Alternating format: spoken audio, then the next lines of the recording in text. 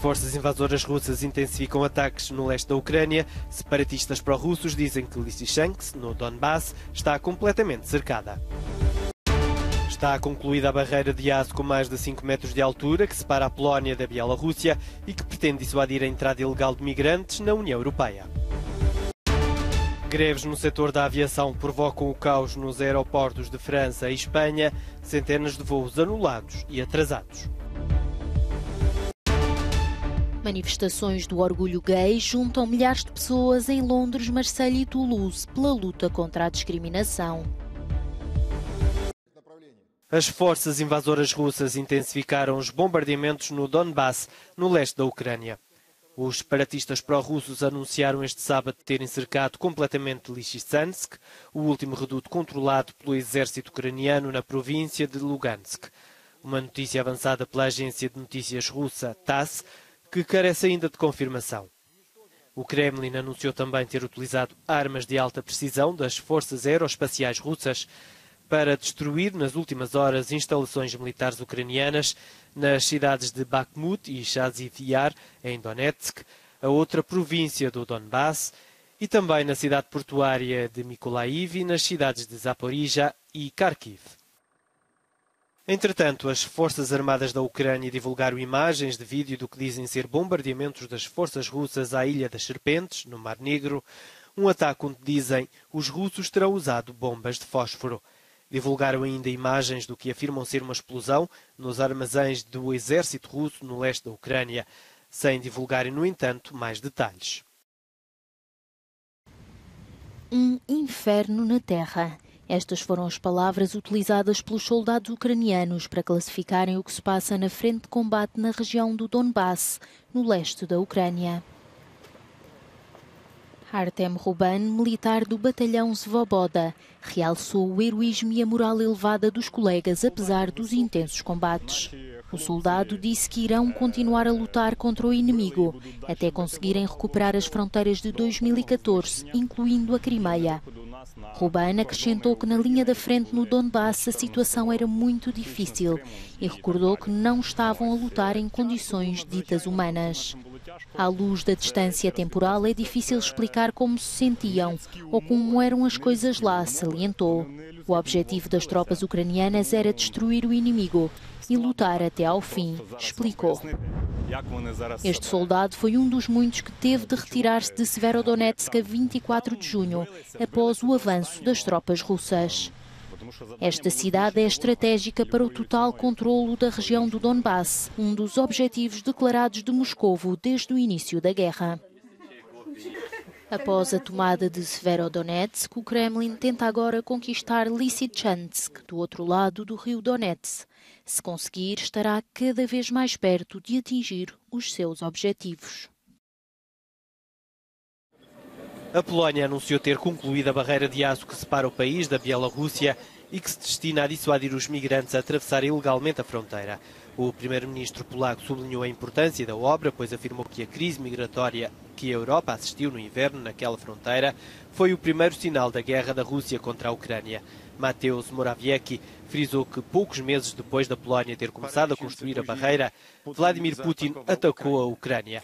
Hoje deixamos claro que se não tivéssemos colocado uma barreira decisiva ao que Alexander Lukashenko tinha planeado para a Polónia e para a Europa, hoje os funcionários e polícias europeus, e talvez também outros serviços uniformizados, teriam de se concentrar em garantir a segurança interna e a segurança na fronteira. Musiałaby się koncentrować na zapewnianiu bezpieczeństwa wewnętrznego i bezpieczeństwa tej granicy.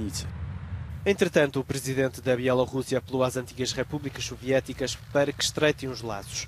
Alexander Lukashenko afirmou que desde o início da guerra na Ucrânia, Minsk e Moscovo uniram-se, pois, segundo diz, as sanções loucas e ilegais do Ocidente levaram-nos a celebrar uma solução no domínio dos transportes e da logística, a introdução dos nossos próprios sistemas de pagamento e os acordos em moedas nacionais. Lukashenko frisou ainda que os contactos com os líderes das regiões russas tornaram-se mais ativos e a geografia desses contactos está a expandir-se.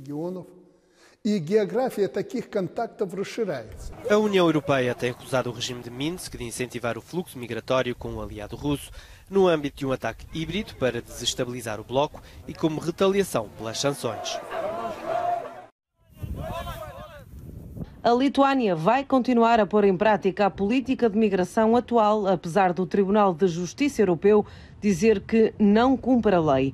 Na decisão, o Tribunal afirma que a Lituânia violou a Carta dos Direitos Fundamentais da União Europeia ao restringir a entrada de migrantes. A Amnistia Internacional publicou um relatório onde acusa o governo da Lituânia de violar a lei internacional e de maltratar migrantes. A ministra da Administração Interna do país diz que a Lituânia está apenas a defender-se e não a instrumentalizar a migração, tal como a Bielorrússia. A governante realçou ainda que a política das migrações é para continuar, independentemente da decisão do Tribunal de Justiça Europeu em declará-la ilegal.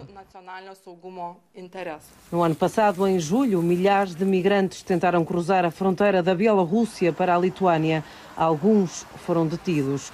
Os guardas da fronteira foram instruídos a empurrar as pessoas que forçavam a entrada. Este é um fim de semana complicado para quem deseja viajar na Europa, com vários aeroportos franceses e espanhóis a serem afetados por greves no setor da aviação. No aeroporto Roissy-Charles de Gaulle, em Paris, o mais importante de França, foram anulados até às 14 horas locais deste sábado 150 voos dos 1.300 previstos. Já em Espanha, o caos está instalado nos aeroportos devido à greve do pessoal de cabine das companhias de baixo custo EasyJet e Ryanair. No aeroporto de Madrid, um dos passageiros conta que lhe foi dito que há atrasos nos pontos de controle de segurança, uma hora e meia. Já esta espanhola conta que não teve grandes problemas a entrar no aeroporto. Já outra afirma que recebeu um e-mail a avisar para se dirigir ao aeroporto 2 ou 3 horas mais cedo do que é habitual. O caos nos aeroportos espanhóis está para continuar. Os sindicatos dos trabalhadores da Ryanair anunciaram mais 12 dias de greve em Espanha. Em Londres, milhares de pessoas saíram às ruas para uma marcha do orgulho gay que homenageia aqueles que há 50 anos se manifestaram pela primeira vez pela luta contra a discriminação e pela igualdade, naquela que foi a primeira edição do evento no Reino Unido. A primeira marcha aconteceu em 1972 e tinha o objetivo de lutar contra a homofobia. Ao longo dos anos, a Marcha do Orgulho LGBTQIA+, de Londres, tornou-se o maior evento gratuito do país. Este ano, mais de 1 milhão de pessoas participaram na marcha, a primeira desde o início da pandemia. As ruas de Toulouse e Marselha também se encheram de cor, com a participação de milhares de pessoas nas marchas do orgulho, que gritavam palavras de liberdade para que exista respeito quanto às escolhas individuais. Um sismo de magnitude 6 na escala de Richter fez pelo menos 5 mortos no Irão. O epicentro foi registado a 100 quilómetros a sul do país, a 10 mil metros de profundidade. Há dezenas de feridos e centenas de pessoas desalojadas. As autoridades continuam a procurar sobreviventes nas zonas que mais sentiram o abalo. O Banco dos Países Baixos pediu desculpa pelo envolvimento da instituição no comércio de escravos do século XIX. O ato de contrição foi feito pelo chefe do banco holandês durante um evento em Amsterdão, no Dia Nacional que marcou a abolição da escravatura no país. O Keticote celebra a abolição formal da escravatura no Suriname e nas Antilhas Holandesas em 1863. São centenas os artefactos conhecidos como bronzes do Benin, que foram roubados pelos soldados britânicos no final do século XIX do Palácio Real do antigo Reino do Benin e que se espalharam pelo mundo. Agora a Alemanha decidiu devolvê-los à Nigéria. Bárbara Plankensteiner, diretora do Museu de Rothenbau em Hamburgo, explicou que todos concordam que este é um passo necessário e importante para uma nova cultura de cooperação com os países do Sul e acrescentou que se trata apenas da devolução de bens culturais adquiridos ilegalmente no contexto colonial. O acordo foi assinado esta sexta-feira por representantes dos dois países e o objetivo é que as peças sejam depois expostas num novo museu no Benin que a Alemanha vai ajudar a Nigéria a construir. O governo nigeriano disse que este acordo abre caminho para a devolução de mais de 1.100 peças e defendeu que este deve ser um exemplo a seguir para outros países.